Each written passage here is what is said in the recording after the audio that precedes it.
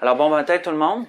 Je voudrais rendre gloire à Dieu encore pour le temps qu'on prend pour se réunir, pour glorifier notre Seigneur et Sauveur, le remercier aussi pour tous ses bienfaits, puis lui adresser nos requêtes.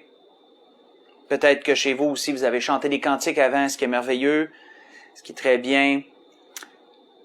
Je voudrais aussi prendre le temps de souhaiter la bienvenue à tous ceux qui vont se joindre à nous à ce live. Je sais que plusieurs personnes nous suivent aussi, à part les membres de l'Église, et vous êtes tous les bienvenus. On est très contents de vous avoir avec nous. Juste avant de commencer, par curiosité, je sais qu'il y en a qui se posent peut-être la question pourquoi qu'on fait un live aujourd'hui, en dehors de l'Église, je veux dire.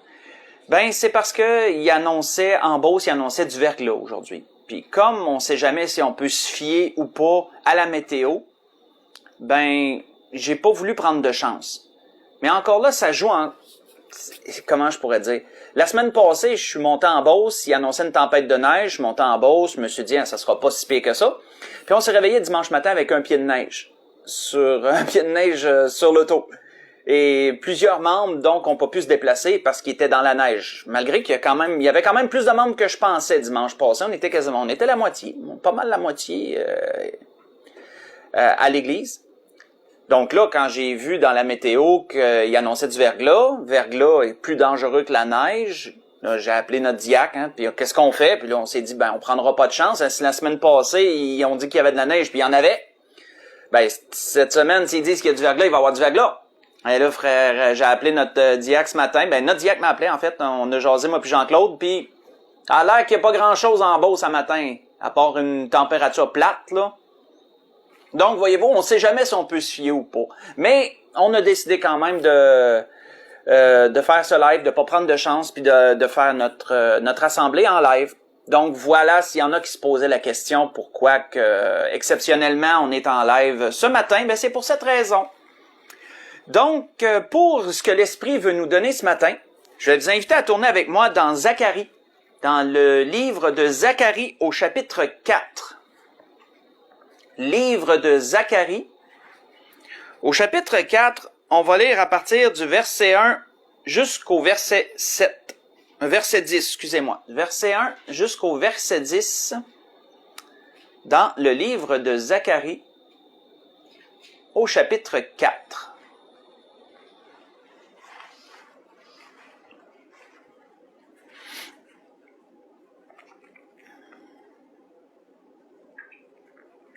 On voit qu'il est dit, « L'ange qui me parlait revint, et il me réveilla comme on réveille un homme de son sommeil. Il me dit, « Que vois-tu? » Je répondis, « Je regarde, et voici, il y a un chandelier tout en or, surmonté d'un vase, et portant 7 lampes, avec 7 conduits pour les lampes qui sont au sommet du chandelier. Et il y a près de lui 2 oliviers, l'un à droite du vase et l'autre à gauche. Et reprenant la parole, je dis à l'ange qui me parlait, « Que signifient ces choses, mon Seigneur? » L'ange qui me parlait me répondit, « Ne sais-tu pas ce que signifient ces choses? » Je dis, « Non, mon Seigneur. » Alors il reprit et me dit, « C'est ici la parole que l'Éternel adresse à Zorobabel. Ce n'est ni par la puissance ni par la force, mais c'est par mon esprit, dit l'Éternel des armées. Qui es-tu, grande montagne devant Zorobabel? Tu seras aplani. Il posera la pierre principale au milieu des acclamations. Grâce, grâce pour elle. La parole de l'Éternel me fait adresser en ces mots. Les mains de Zorobabel ont fondé cette maison, et ses mains l'achèveront. Et tu sauras que l'Éternel des armées m'a envoyé vers vous. Car ceux qui méprisaient le jour des faibles commencements se réjouiront en voyant le niveau dans la main de Zorobabel. Ces 7 yeux, ces 7 sont les yeux de l'Éternel qui parcourent toute la terre. On va arrêter là. Donc, nous voyons ici, frères et sœurs, on va y aller premièrement dans une mise en contexte, et ensuite on va enchaîner avec le sujet vraiment que l'Esprit veut nous donner ce matin. La mise en contexte, on voit que Zacharie est l'un des 2 prophètes qui avait été envoyé par Dieu à son peuple. La situation tourne alentour du retour de la captivité de Babylone après les 70 années de captivité. là où les exilés sont revenus par groupe, sont revenus dans le territoire avec l'approbation du roi Cyrus, roi de Perse, pour reconstruire le temple de l'Éternel. Comme vous le savez, si vous voulez suivre un peu cet épisode, ben c'est dans le livre d'Esdras qu'on retrouve toute l'histoire de cet épisode-là, de ce temps-là. C'est dans le livre d'Esdras.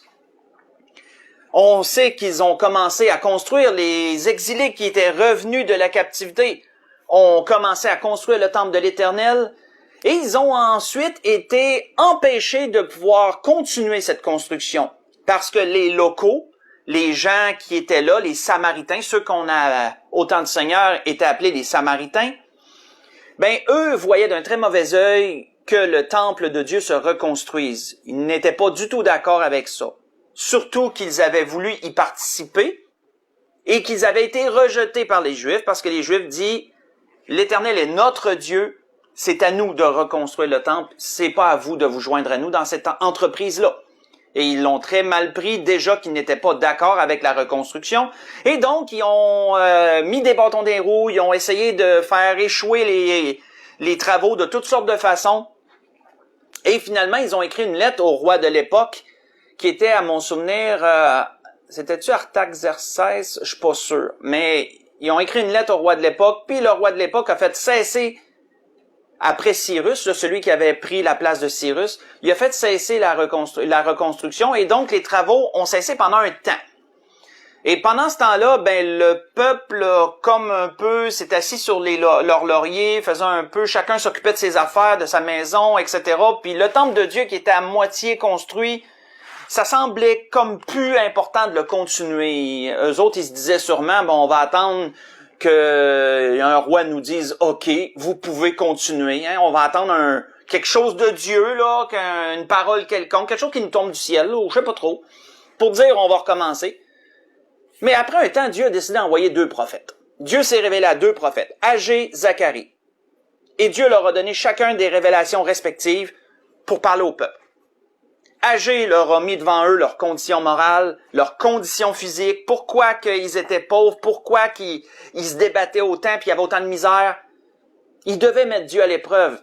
Hein, c'est ce qu'Agé disait dans la fin, c'est une parole percutante, hein, qu'Agé avait dit, « Mettez-moi de sorte à l'épreuve, dit l'Éternel, et vous verrez si j'ouvrirai pas les écluses des cieux, si je ne répandrai pas sur vous la bénédiction. » Zacharie avait aussi des révélations, mais pas du même niveau qu'Agé. Agé, c'était plus l'état moral des gens, leurs conditions de présent. Zacharie, c'était des révélations sur l'avenir, lui, beaucoup sur l'avenir.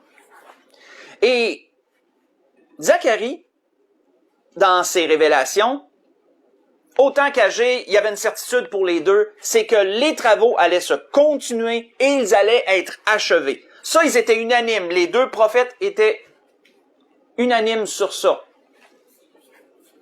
Ils étaient unanimes sur ça. Donc, Zacharie décide, lui, dans ses prophéties, ben il décide, c'est pas lui qui décide, c'est Dieu. Mais Zacharie annonce, dans ce qu'il a parlé, Zacharie leur a dit une parole intéressante. Ici, dans ce qu'on a lu, verset 6, ici, dans ce qu'on a lu au verset 6, Zacharie leur dit, « Ce n'est ni par la puissance, ni par la force, mais c'est par mon esprit. » Hein, Zacharie disait ça à Zorobabel, parce que il y avait 2 personnes qui dirigeaient un peu les travaux, qui chapeaudaient tout ça. Il y avait Zorobabel, qui était, lui, le constructeur en chef, c'était lui un peu qui dirigeait les ouvriers, c'était lui qui supervisait la reconstruction. Puis il y avait le souverain sacrificateur, Josué, qui, lui, était plus sous le niveau spirituel dans ces choses-là. Donc les 2 étaient ensemble pour chapeauder tout ça, pour veiller à tout ça. Et l'Éternel, par la bouche de Zacharie, rappelle ceci à Zorobabel. Ce que tu fais, ce n'est ni par la puissance, ni par la force, mais c'est par mon esprit. Et c'est sur ça que l'Esprit veut qu'on s'attarde ce matin. Premièrement, qu'est-ce que Dieu voulait dire exactement à Zorobabel par cette phrase-là? Qu'est-ce que Dieu voulait lui dire plus exactement? Qu'est-ce que ça voulait dire, ça? Mais pour le comprendre, je vais vous lire un parallèle, je vais vous faire un parallèle avec un autre endroit où Dieu a mentionné la même chose à son peuple dans un lointain passé, et nous pourrons voir plus clairement qu'est-ce que Dieu voulait leur dire par là. Faites juste écouter, je vais vous lire, je vais vous faire un peu de lecture dans le Deutéronome.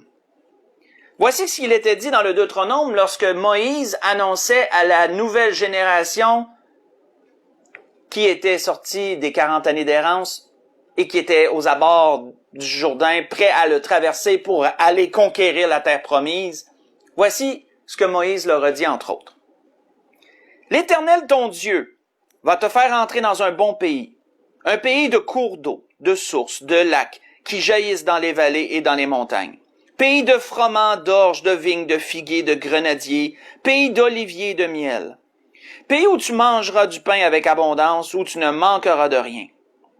Pays dont les pierres sont du fer et des montagnes duquel tu tailleras les reins. Et lorsque tu mangeras et te rassasieras, tu béniras l'Éternel ton Dieu pour le bon pays qu'il t'a donné. Garde-toi d'oublier l'Éternel ton Dieu, au point de ne pas observer ses commandements, ses ordonnances et ses lois que je te prescris aujourd'hui. Lorsque tu mangeras et te rassasieras, lorsque tu bâtiras et habiteras de belles maisons, lorsque tu verras multiplier ton gros et ton menu bétail, s'augmenter ton argent et ton or, et s'accroître tout ce qui est à toi, prends garde que ton cœur ne s'enfle pas, et que tu n'oublies l'Éternel ton Dieu qui t'a fait sortir du pays d'Égypte de la maison de servitude, qui t'a fait marcher dans ce grand et affreux désert où il y a des serpents brûlants et des scorpions dans les lieux arides et sans eau, et qui a fait jaillir pour toi l'eau du rocher le plus dur, qui t'a fait manger dans le désert la manne inconnue de tes pères, afin de t'humilier, de t'éprouver, pour te faire ensuite du bien.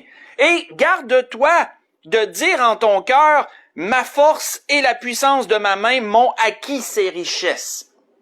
Souviens-toi de l'Éternel ton Dieu, car c'est lui qui te donne de la force pour les accomplir, afin de confirmer, comme il le fait aujourd'hui, son alliance qu'il a jurée à tes pères. Ce que je vous ai lu, c'est dans le Deutéronome chapitre 8, j'ai lu à partir du verset 7 jusqu'au verset 18. Qu'est-ce que Dieu disait à son peuple? Oui, c'est toi qui vas tenir l'épée. Oui, c'est toi qui vas combattre. À la sueur de ton front, tu vas te battre. Au danger et au péril de ta vie, tu vas te battre contre tes ennemis. Mais lorsque tu vas avoir conquéri, lorsque tu vas avoir réussi dans cette entreprise, et que ça va prendre du temps, là, ça va prendre des années de guerre pour battre chaque peuple qui était dans la terre promise et conquérir le territoire que Dieu leur avait donné. Il dit, lorsque tu vas avoir réussi, malgré toute l'entreprise, malgré tout ce que tu vas y avoir mis, garde-toi de penser que c'est par ta puissance et ta force que tu fais ça. Parce que c'est par mon esprit. En d'autres mots, c'est moi qui va t'avoir permis de faire ces choses.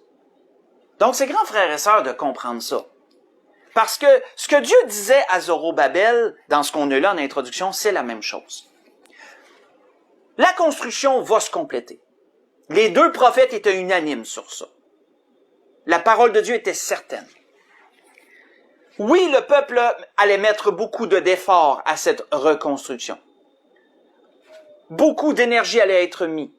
Beaucoup de calculs, peu importe ce qu'on pourrait dire. Mais dans toutes ces choses-là, il devait se garder de penser que c'était par sa puissance ou sa force qu'il allait réussir ça. Car c'était Dieu qui allait leur permettre que ça fonctionne et que ça l'aboutisse, que ça soit complété.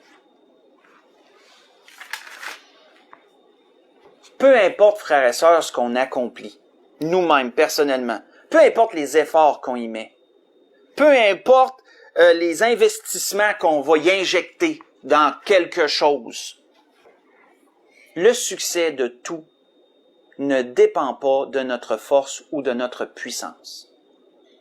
Le succès dépend de Dieu, l'Esprit de Dieu, qui nous accorde le succès dans ce que nous entreprenons. On sait qu'il y en a, dans le passé, la parole nous parle de gens qui l'ont appris à leurs dépens. Ce fait-là que l'Esprit nous dit ce matin. Allons voir le plus populaire de celui-ci, selon moi, c'est le plus populaire, dans Daniel. Dans Daniel au chapitre 4. Dans Daniel au chapitre 4. Ce roi, qui est un bon exemple, et je dirais l'exemple le plus populaire qu'on connaisse pour nous rappeler ce fait, que ce n'est ni par la puissance ni par la force, mais c'est par l'Esprit. Autrement dit, par Dieu, que les choses peuvent s'accomplir.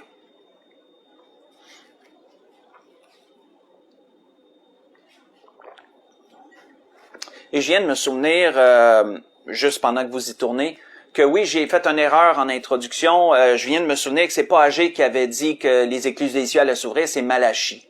Ça vient de me popper, là, ça vient de me revenir. C'est Malachie qui avait dit ça, de le mettre à l'épreuve pour que les écluses des cieux s'ouvrent. Mais quand vous allez voir dans le livre d'Agé, vous verrez comment Dieu les encourageait à reprendre la construction afin que la bénédiction vienne sur eux. C'était dans le sens là, que je le disais. Mais la parole que j'ai citée venait pas d'Agé, venait de Malachie, je m'en excuse. Donc, on retourne ici, dans Daniel au chapitre 4, si on lit à partir du verset 28, pour vous mettre en contexte avant qu'on commence à lire, le roi Nabuchodonosor, roi païen de Babylone, des Chaldéens, reçoit une révélation de Dieu, mais ne la comprend pas. Et quand vous notez dans la parole, tous les rois païens qui ont reçu des révélations avaient toujours besoin d'un prophète de Dieu, de quelqu'un qui était animé de l'Esprit de Dieu pour se les faire expliquer.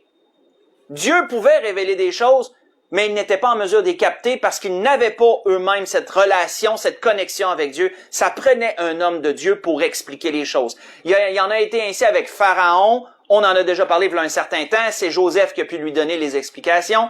Il en a été ainsi avec Nabuchodonosor. C'est Daniel qui a pu lui en donner l'explication. Nabuchodonosor avait vu un songe et il ne le comprenait pas. Et c'est Daniel qui lui a donné l'explication de ce songe.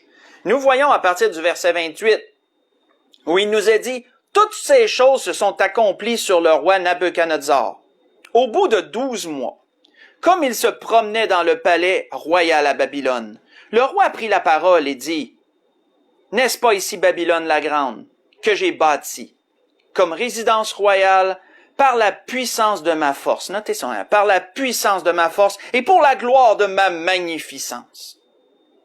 La parole était encore dans la bouche du roi qu'une voix descendit du ciel. « Apprends, roi Nabuchodonosor, qu'on va t'enlever le royaume. On te chassera du milieu des hommes, tu auras ta demeure avec les bêtes des champs, on te donnera comme aux bœufs de l'herbe à manger, et 7 ans, autrement dit 7 années, passeront sur toi jusqu'à ce que tu saches que le Très-Haut domine sur le règne des hommes et qu'il le donne à qui il lui plaît. » Au même instant, la parole s'accomplit sur Nabuchodonosor. Il fut chassé du milieu des hommes. Il mangea de l'herbe comme les bœufs. Son corps fut trempé de la rosée du ciel, jusqu'à ce que ses cheveux croissent comme les plumes des aigles et que ses ongles comme ceux des oiseaux. On va arrêter là pour le moment.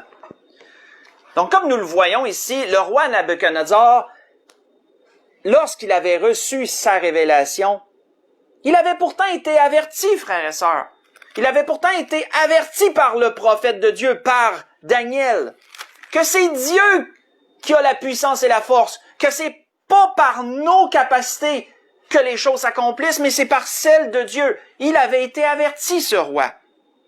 Daniel lui avait dit, « Ô roi, tu es le roi des rois, car le Dieu des cieux t'a donné la puissance. » Le Dieu des cieux t'a donné l'empire, la puissance, la force et la gloire. Il a remis entre tes mains en quelques lieux qu'ils habitent les enfants des hommes, les bêtes des champs et les oiseaux du ciel, et il t'a fait dominer sur eux tous. Voyez ça dans Daniel chapitre 2, j'ai lu le verset 37 et une partie du verset 38. Donc, ce roi avait été averti. Oui, t'as tout, mais c'est pas par ta puissance et ta force que t'as réussi à t'acquérir ces choses. C'est Dieu qui l'a permis. Quoique c'est l'énergie du roi qui a été mise dans toutes ses conquêtes, c'est ses stratégies qui ont été mises en avant-plan, c'est les chances qu'il a pris parfois, les tactiques de guerre ou etc. Il était en arrière de ça. Mais en bout de ligne, par-dessus lui, là, qui permet les opportunités, qui donne le succès aux choses, qui permet que ça l'aboutisse, c'est toujours Dieu. En bout de ligne, c'est toujours Dieu. Et ce roi avait omis, avait négligé de prendre en considération ce fait. Un peu comme le prophète Ésaïe avait dit, dans un endroit, Ésaïe avait dit, « Je forme la lumière ». Il parlait au nom de Dieu. Ésaïe parlait au nom de Dieu. Et Dieu dit, « Je forme la lumière et je crée les ténèbres. Je donne la prospérité et je crée l'adversité. Moi, l'Éternel, je fais toutes ces choses. » Dans Ésaïe chapitre 45, verset 7. C'est Dieu en bout de ligne qui a la décision sur tout ça. Et t'aurais beau avoir la puissance du monde, t'aurais beau avoir toute l'intelligence qui est possible d'avoir ici-bas, si Dieu ne le permet pas, tu échoues. C'est aussi simple que ça. Si Dieu ne le permet pas, tu échoues, peu importe tes capacités à toi. Peu importe. On voit que quand on continue, dans Daniel chapitre 4, si on lit à partir du verset 34, il est dit, après le temps marqué, moi, Nabuchodonosor, je levai les yeux vers le ciel, et la raison me revint. J'ai béni le Très-Haut, j'ai loué et glorifié celui qui vit éternellement, et dont la domination est une domination éternelle, et dont le règne subsiste de génération en génération. Tous les habitants de la terre ne sont qu'à ses yeux que néants. Il agit comme il lui plaît, avec l'armée des cieux et avec les habitants de la terre. Il n'y a personne qui résiste à sa main, et qui lui dise, « Que fais-tu? » En ce temps-là, la raison me revint. La gloire de mon royaume, ma magnificence et ma splendeur me furent rendues. Mes conseillers, mes grands me redemandèrent. Je fus rétabli dans mon royaume, et ma puissance ne fit que s'accroître. Maintenant, avant, je méprisais les choses qu'on m'avait dit à propos de Dieu, je négligeais les vérités qui m'avaient été mentionnées, mais maintenant, je ne fais plus. Maintenant, moi, Nabuchodonosor, je loue et j'exalte le roi des cieux, dont toutes les œuvres sont vraies et les voies justes, et qui peut abaisser ceux qui marchent avec orgueil. Maintenant, il avait compris. Il l'avait appris. Mais autrefois, il le négligeait. Si vous voulez le lire pendant la semaine, il y a un autre bon exemple que vous pouvez aller voir dans ces choses qui est survenu avec le peuple d'Israël. Parce que c'est pas juste un roi païen qui pouvait penser que ses capacités lui permettaient de faire telle et telle chose. Le peuple de Dieu aussi, malheureusement, est tombé dans ce piège de penser ça à un moment donné. Vous pouvez lire Amos chapitre 6 au complet, si vous voulez, pendant la semaine, dans Amos au chapitre 6. Et vous verrez que le peuple d'Israël était tombé dans le même panneau, on pourrait dire, dans le même état d'orgueil.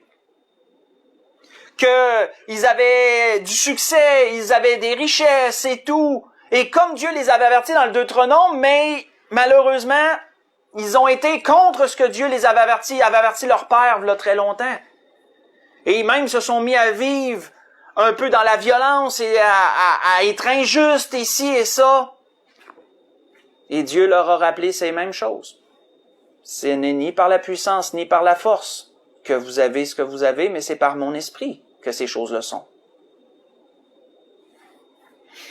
Mais vous savez, cette vérité, frères et sœurs, que l'Esprit nous dit ce matin, n'est pas que dans les choses que nous contrôlons. Parce que si vous avez remarqué jusqu'à présent, nous parlons de choses que nous contrôlons. Nous parlons de choses sur lesquelles nous pouvons influer. Des entreprises que nous faisons, des choses que nous manipulons, des projets que nous mettons de l'avant, etc. Dans ces choses, faut prendre en considération que peu importe nos aptitudes, c'est par la puissance et la force de Dieu, c'est pas par la note que ces choses-là se font. C'est l'Esprit de Dieu en bout de ligne qui permet que les choses aboutissent et que le succès soit au rendez-vous.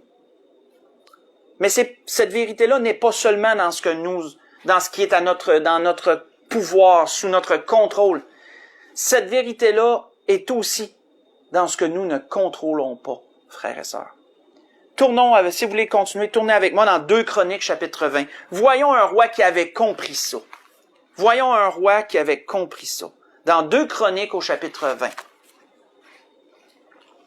Qui avait compris que cette même parole qui avait été dite à Zorobabel, ce n'est ni par la puissance, ni par la force, mais par mon esprit. Que ça ne s'appliquait pas seulement aux choses que nous faisons de nos mains, sur lesquelles nous pouvons influer. Ça fait aussi partie des choses qui nous entourent et qui sont au-dessus de nous et sur lesquelles on n'a pas de contrôle nécessairement. Car il y a des choses dans cette vie que nous ne contrôlons pas. Il y a des choses qui nous dépassent. Il y a des gens qui sont beaucoup plus puissants que nous et qui manipulent des choses. Et nous ne pouvons pas lutter contre cela directement. Ce roi l'avait compris. Dans 2 Chroniques, chapitre 20, si on lit à partir du verset 1 au verset 15, voyons le contexte et voyons ce qu'il a fait. Après cela, est-il dit, en parlant du roi Josaphat, après cela, les fils de Moab et les fils d'Ammon, et je fais une parenthèse que je rouvre et que je referme rapidement, notez que c'est les 2 descendants de Lot. Les 2 descendants de Lot, ces 2 filles qui ont eu de l'inceste avec leur père, qui ont commis de l'inceste avec leur père. Notez que la descendance de ces 2 filles-là n'ont jamais apporté rien de bon. Ça a été des gens qui ont été contre le peuple de Dieu tout le temps de leur vie. Sans raison vraiment, sans raison nécessairement, là. Moab et Amnon. Donc, je referme la parenthèse. Les fils de Moab et les fils d'Amnon, et avec eux les Maonites, marchèrent contre Josaphat pour lui faire la guerre. On vint en informer Josaphat en disant, « Une multitude nombreuse s'avance contre toi depuis l'autre côté de la mer, depuis la Syrie. Et ils sont à Hatsatson-Tamar, qui est à En-Guédi. » Dans sa frayeur, pourquoi dans sa frayeur, frères et sœurs? Parce que Josaphat savait qu'il n'était pas capable de lutter contre ça. Il savait que son armée n'avait pas la capacité de lutter contre ce qui s'en venait là. C'était trop gros, c'était trop puissant. Qu'est-ce qu'il a fait? Dans sa frayeur, Josaphat se disposa à chercher l'Éternel. Et comme je l'ai déjà mentionné à l'Église de l'Espérance, il se disposa. Ça veut dire quoi? Ça veut dire qu'il s'est mis en position, il s'est préparé pour chercher Dieu. Se disposer, frères et sœurs, on est-tu toujours disposé? Pas tout le temps. Il y a des fois qu'on voudrait prier, mais on n'est pas disposé à prier. On n'est pas en état moral de le faire. Ou physique, peut-être. On n'est pas toujours disposé à ci ou à ça. Mais nous devons parfois apprendre à se disposer, à se mettre en état. Autrement dit, là, à se prendre en main, puis dire, regarde, je suis pas en état, mais je vais m'arranger pour me mettre en état de. C'est ce que Josaphat a fait. Il s'est mis en état, il s'est disposé à chercher Dieu, parce qu'il savait que c'était nécessaire, là. Il y avait une urgence, là. Il fallait mettre Dieu là-dedans. Il publia un jeûne pour tout Juda. Juda s'assembla pour invoquer l'Éternel, et l'on vint de toutes les villes de Juda pour chercher l'Éternel. Josaphat se présenta au milieu de l'assemblée de Juda et de Jérusalem, dans la maison de l'Éternel, devant le nouveau parvis, et il dit, « Éternel Dieu de nos pères, n'es-tu pas Dieu dans les cieux, et n'est-ce pas toi qui domines sur tous les royaumes des nations? N'est-ce pas toi qui en as la main forte? N'est-ce pas toi qui a en main la force et la puissance, et à qui nul ne peut résister? N'est-ce pas toi, ô notre Dieu, qui as chassé les habitants de ce pays devant ton peuple d'Israël, et qui l'a donné pour toujours à la postérité d'Abraham qui t'aimait? Ils l'ont habité, et ils y ont bâti un sanctuaire pour ton nom en disant, s'il nous survient quelque calamité, l'épée, le jugement, la peste ou la famine, nous nous présenterons devant cette maison et devant toi, car ton nom est dans cette maison. Nous crierons à toi du sein de notre détresse, et tu exauceras, et tu sauveras. Là, ici, c'est une citation de la prière de Salomon lorsqu'il y a eu la dédicace du temple. Ce qu'il vient de citer, c'est un endroit de la prière de Salomon dans 1er Roi 8, si mes souvenirs sont exacts. Donc, il est dit par la suite, « Maintenant, voici les fils d'Ammon et de Moab, et ceux de la montagne de Séhir, chez lesquels tu n'as pas permis à Israël d'entrer quand il venait du pays d'Égypte, car il s'est détourné d'eux et ne les a pas détruits. Les voici qui nous récompensent en venant nous chasser de ton héritage, dont tu nous as mis en possession. Ô notre Dieu, n'exerceras-tu pas tes jugements sur eux? Car nous sommes sans force devant cette multitude nombreuse qui s'avance contre nous, et nous ne savons que faire. Mais nos yeux sont sur toi. Tout Juda se tenait debout devant l'Éternel, avec leurs petits-enfants, leurs femmes et leurs fils. Alors l'Esprit de l'Éternel saisit du milieu de l'assemblée Jachaziel, fils de Zacharie, fils de Benaja, fils de Jéhiel, fils de Matania, lévite d'entre les fils d'Azaph. Et Zachaziel dit, « Soyez attentifs, tout Juda et maison, et habitants de Jérusalem, et toi, roi Josaphat, ainsi vous parle l'Éternel. Ne craignez point, et ne vous effrayez point devant cette multitude nombreuse, car ce ne sera pas vous qui combattrez, ce sera Dieu. » On va arrêter là. Frères et sœurs, nous venons de voir ici le parfait exemple de ce qui a été dit à Zacharie. Le roi Josaphat admet qu'il n'a pas la puissance et la force de lutter contre ce qui s'en vient. Mais il dit, c'est toi, Dieu, qui peux. Il admet exactement ce que Dieu avait dit, en fin de compte. Il dit, c'est toi qui as la puissance et la force.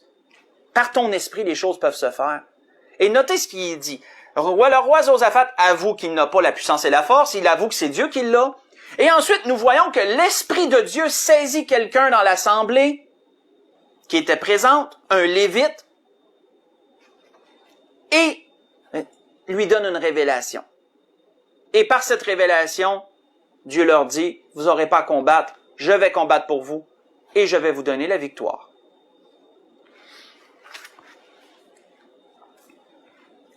Le verset 20, on va juste lire le verset 20 pour continuer, est très important.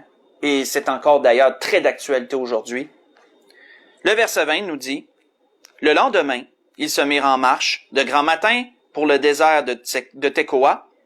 Et à leur départ, Josaphat se présenta et dit, « Écoutez-moi, Juda et habitants de Jérusalem, confiez-vous en l'Éternel votre Dieu, vous serez affermis, confiez-vous en ses prophètes et vous réussirez. » C'est important ça, frères et sœurs. Parce que si vous connaissez des pasteurs qui sont fidèles à Dieu, que vous reconnaissez que leur enseignement vient de l'Esprit de Dieu, ne méprisez pas ce qu'ils disent. Confiez-vous en eux. Ce qu'ils disent, prenez-le au sérieux. Prenez au sérieux ce qu'ils enseignent. Prenez au sérieux ce qu'ils disent. Appliquez-le à votre vie. Faites-leur confiance. Parce qu'ils parlent selon Dieu. Parce qu'ils parlent selon Dieu. Et quand on lira pas la suite, mais vous verrez que c'est pas, ils n'ont pas eu à combattre. Tout ce qu'il y avait à faire, c'est de se présenter à l'endroit où Dieu leur avait dit. Puis quand ils sont arrivés, il n'y avait que des morts. Puis ils ont pu piller les richesses de tous ceux qui sont morts. Puis le pillage a été tellement grand que ça a pris 3 jours pour le faire. En une journée, ils n'ont jamais été capables de rapporter toutes les richesses qu'il y avait là. Ils l'ont fait en 3 jours, pour vous donner un ordre d'idée. Mais Josaphat reconnaissait que ce n'était ni par la puissance ni par la force, mais était par l'esprit que les choses pouvaient se faire. Et ça, frères et sœurs, c'est valable dans des situations qu'on peut vivre que nous ne contrôlons pas. Je vous dirais, ce qu'on vit présentement, je crois que c'est un bon exemple. Je crois que c'est un bon exemple. Vous savez, Dieu, les choses qui se passent n'échappent pas au contrôle de Dieu. Les choses vont selon ce que Dieu veut qu'elles aillent. Le plan, Dieu suit le plan. Il y a un plan, le plan se suit et on vit un peu les effets de ce plan-là. Comme le monde entier vit les effets de ce plan-là. On sait qu'il y a des manifestations un peu partout parce que les gens ne savent pas comment réagir à ça. Les gens croient qu'ils peuvent renverser toutes ces choses-là, et rétablir ce qui était. Dieu n'appelle pas ses enfants à aller dans ce sens-là. Pas de façon manifeste comme ça. Oui, Dieu appelle ses enfants à prendre position pour ce qui est juste. On peut pas dire ça, on peut pas dire le contraire, par exemple, de ça. Mais Dieu n'appelle pas ses enfants à tenter de renverser les gouvernements en place, ou ci ou ça. Dieu appelle ses enfants à prendre position localement pour ce qui est juste dans tout ce que Dieu veut qu'ils fassent. Ça, par exemple, on ne peut pas l'enlever, c'est biblique aussi. Prenons conscience, frères et sœurs, qu'il y a des choses sur lesquelles nous avons le contrôle. Il y a des choses que nous faisons. On investit dans ces choses-là, on travaille dans ces choses-là. Et qu'est-ce que Dieu nous rappelle dans ces choses-là? Qui peut-être avons-nous eu du succès ou allons avoir du succès dans ces choses que nous contrôlons? Qu'est-ce que Dieu nous rappelle ce matin? Ce n'est ni par la puissance, ni par la force, mais c'est par mon esprit que tu as pu faire ces choses-là. D'ailleurs, un psaume qui reflète ça, cette vérité, faites juste écouter, je vais vous le mentionner. David disait, « Rendez gloire à Dieu, sa majesté est sur Israël et sa force dans les cieux. De ton sanctuaire, ô Dieu, tu es redoutable. Le Dieu d'Israël donne à son peuple la force et la puissance. Béni soit Dieu. » Dans le psaume chapitre 68, j'ai lu le verset 35 et le verset 36.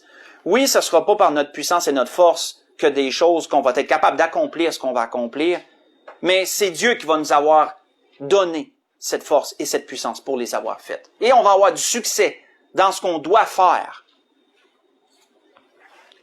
Mais prenons aussi conscience, frères et sœurs, qu'il y a d'autres choses sur lesquelles nous n'avons pas de contrôle, comme ce qui est en train de se passer dans le monde. Ça nous dépasse. Ce sont des puissances qui nous dépassent, nous. Mais elles ne dépassent pas Dieu. Elles ne dépassent pas Dieu. Dieu a des choses en place et si des choses qui se passent présentement ont à être renversées, Dieu est déjà en train de mettre les choses en œuvre. Si ça doit être fait comme ça, si ça va dans le plan de Dieu qu'il en soit ainsi. Et comprenons que ça ne sera pas par notre puissance à nous, ni par notre force que ces choses-là vont se faire. Ça va être par l'Esprit de Dieu que ces choses-là vont se faire. C'était ce que l'Esprit voulait nous dire ce matin. Comprenons cette vérité dans les deux créneaux, si je peux dire comme ça, dans lesquels elle s'applique. Pour conclure, un homme dans le Nouveau Testament, un disciple, a conclu sa lettre de façon merveilleuse, qui ça rejoint très bien ce que l'Esprit nous dit ce matin. Et puissions-nous être capables de dire à Dieu, avec un cœur sincère, ce qu'il a dit lui-même à Dieu et de la façon qu'il a terminé sa lettre. Allons dans Jude. Allons lire la fin de la lettre de Jude et l'Esprit veut conclure sur ça. Dans la lettre de Jude, il y a juste un chapitre donc. Lettre de Jude au verset 24 et 25, on conclut là-dessus.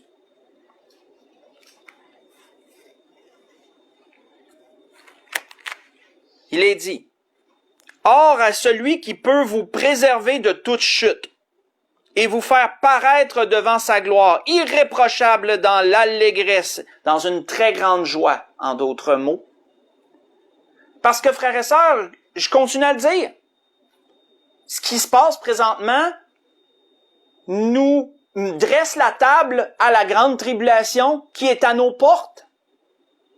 J'arrête pas de le dire. Ce qui se passe présentement dresse la table pour la grande tribulation qui est à nos portes. On est sur le portique, puis l'autre bord des portes qui sont devant nous, c'est la grande tribulation. On est sur le portique, on est à l'entrée de ça. Et il faut que les chrétiens allument. Il faut que tous les chrétiens se réveillent et sachent où c'est qu'on est rendu. Les vierges sages doivent s'éveiller de leur assoupissement. Ils doivent s'éveiller. La voix de l'époux va se faire retentir. Préparez-vous, levez vos têtes, la délivrance est proche.